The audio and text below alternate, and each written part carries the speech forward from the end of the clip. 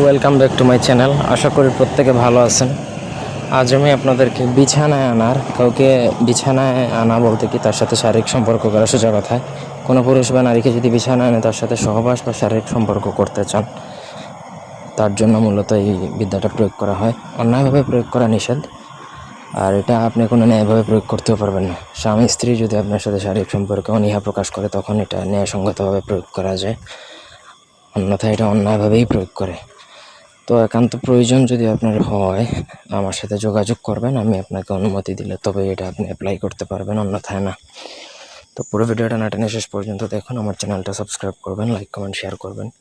আপনাদের ব্যক্তিগত যে কোনো প্রয়োজন বা যে কোনো কাজ আমাদেরকে দিয়ে করাতে স্ক্রিনে দেওয়া নাম্বারে সরাসরি ফোনে, হোয়াটসঅ্যাপে অথবা ইমোতে যোগাযোগ করে যে কোনো কাজ করাতে পারবেন, দেশে কিংবা দেশের বাইরে থেকে।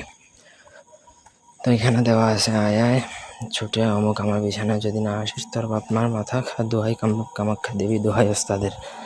এটা একটা গুরু মন্ত্র, পুরোটাই দোহাইয়ের উপর। আর দোহাই যে মন্ত্রগুলোতে থাকে এগুলো খুবই খতরনাক লেভেলের হয়। তো যে কোনো আপনাকে অমাবস্যার রাতে শ্মশানে যে উলঙ্গ অবস্থায় নিজের বীর্যস্খলন করতে হবে, অর্থাৎ বীর্য বের করতে হবে, সেই বীর্যের মধ্যে এই মন্ত্র পড়বেন, একবার পড়বেন, নাম সহকারে একটা ফু দিবেন।